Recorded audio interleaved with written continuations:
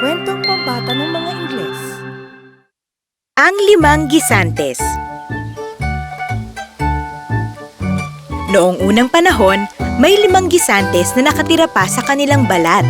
Magkakaiba man sila, magkakasama pa rin sila sa kanilang balat dahil sarado pa ito.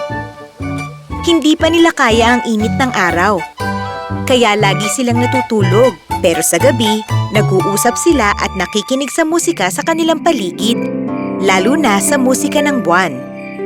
Kapag kalahati lamang ito, naglalagay siya ng mga tali sa magkabilang dulo para gawing arpa. Pagkatapos, tutugtog ito at kakanta ng magandang awitin para sa mga gisantes. Kapag buo naman siya, tumutugtog ang buwan ng tambol. Magigising ang mga gisantes sa malakas na musikang pinapatugtog ng buwan. Pero iba-iba ang epekto ng tugtog sa bawat gisantes. Gustong-gusto ko ang tunog ng tambol. Boom, boom, boom! Ang ganda ng tunog! Ang gusto ko yung marakas. Masarap pakinggan.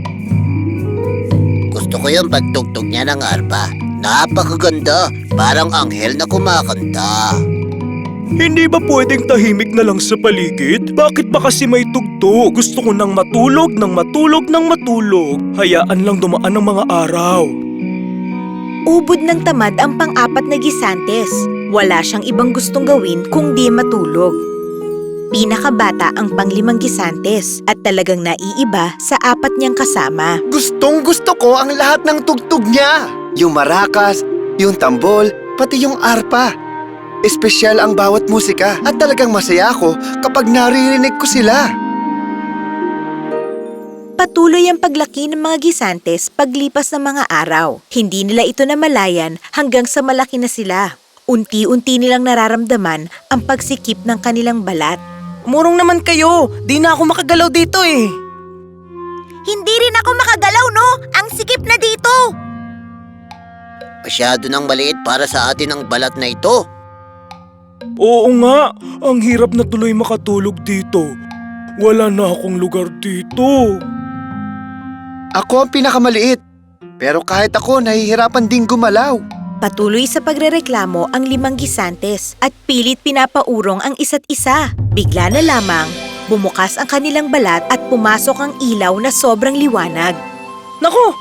Sinong nagbukas ng balat natin? Ah! Hay naku, ano ba yan? Hindi niyo ba talaga ako hahayaang makatulog? Pakisara na lang ulit yung balat! Dali na! Hindi ko na may dilat yung mga mata ko! Imposible ang sinasabi mo. Si Inang Kalikasan ang nagbukas ng balat natin. Wow! Bumukas na ang balat natin! Yay! Ang saya nito! Paglipas ng ilang minuto, nasanay na ang mga gisantes sa liwanag ng araw, kaya nag-usap-usap na sila. Ito na ang pagkakataon natin. Anong ibig mong sabihin? Pagkakataon na nating makita kung ano ang mundo sa labas. Tingin mo kaya natin lumabas dito? Baka mapahamak tayo kapag umalis tayo sa balat natin. Teka, bakit pa ba tayo magsasayang ng oras sa mga maling akala? Gusto ko nang lumabas at makita kung anong meron sa mundo sa labas at maranasan ang buhay na malaya.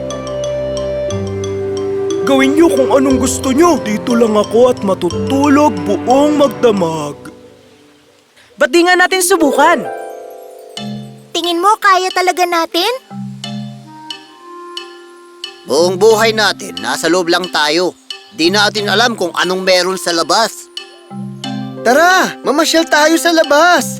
Tutal, hindi na rin tayo kasya sa balat na ito. Matapos ang mahabang usapan, nagpasya silang lumabas sa kanilang balat. Sabik sila sa mga bagong karanasan sa mundo, kaya naisip nila ito. Isa-isa silang nagpadulas pababa ng puno. Hawakan niyo yung tangkay! Hindi ko alam kung saan ako babagsak. Eto na!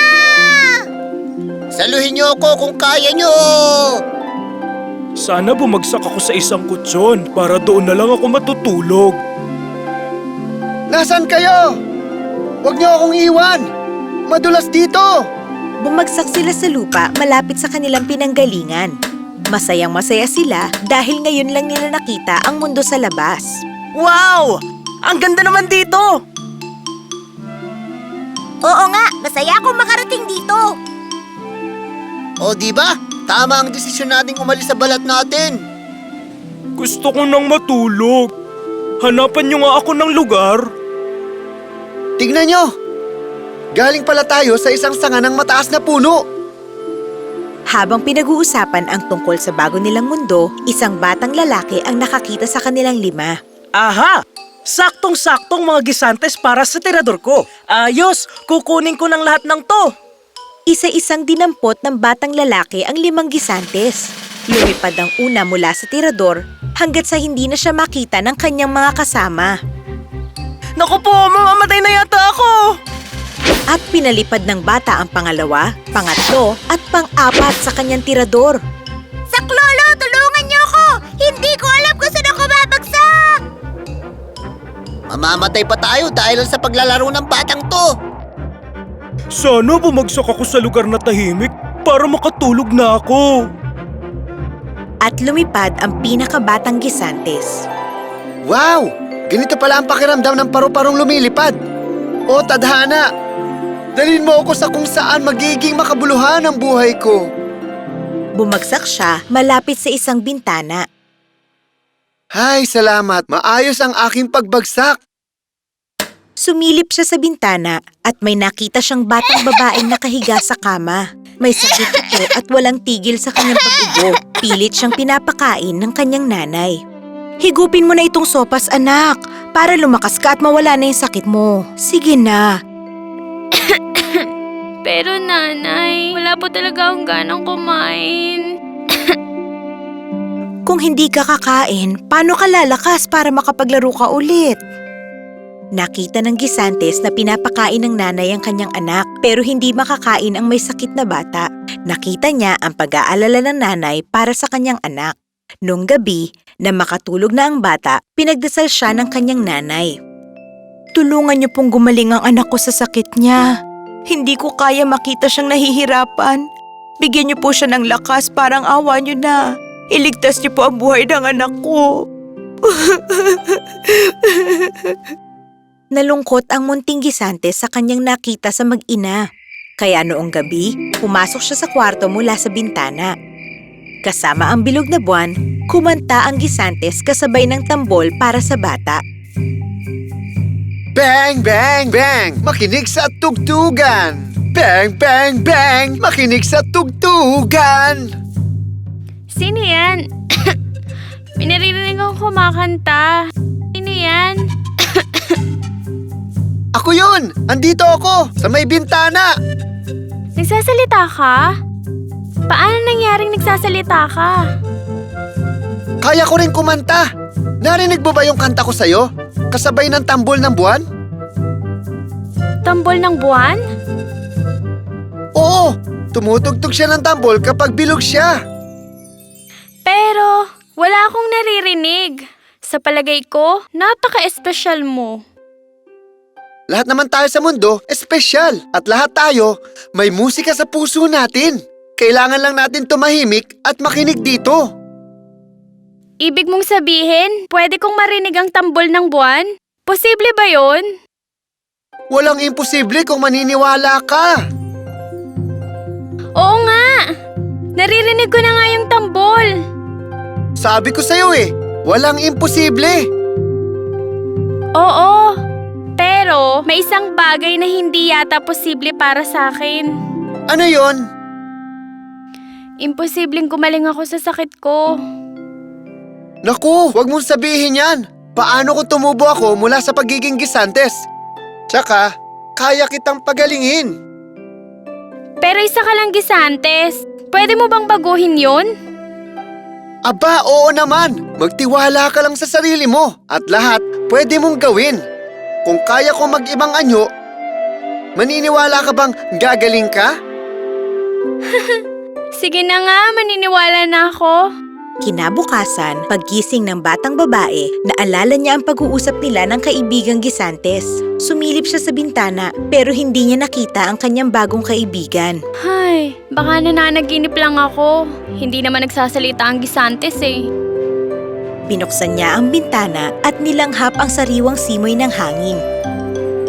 Ang ganda naman sa labas. Sabi ng Gisantes, pwede akong maniwala na gagaling ako. Naniniwala akong gagaling ako. Sinubukan ng batang Gisantes na tuparin ang kanyang pangako. Nanatili siya sa labas ng bintana at hinayaang mabalutan siya ng alikabok ng ilang araw. At pagsapit ng taglamig, nakatulong ang alikabok para makaiwas siya sa lamig. Araw-araw, sinisikap niya matupad ang kanyang layunin. Kung pagtsatsagaan ko pa to ng ilang araw, magagawa ako ang gusto ko. Matutupad ko rin ang pangako ko. Nalabanan ng munting Gisantes ang taglamig dahil sa kanyang pagtsatsaga. Lumipas ang panahon at umusbong na ang Gisantes. Hindi nagtagal at naging ganap na siyang halaman na meron pang tangkay at mga bulaklak. Isang araw, napansin ni Nanay ang magandang halaman na tumubo sa labas ng kanilang bintana. Tingnan mo anak, may halaman ng Gisantes sa bintana natin. Wow! Paano kaya yan tumubo dito? Tinupad niya yung pangako niya, Nanay. Tinupad niya yung pangako niya. Sino? Sinong tumupad ng pangako? Yung Gisantes po. Naging halaman po siya. Ngayon, naniniwala na po ako gagaling ako. Kung kaya ng isang Gisantes, dapat kaya ko rin.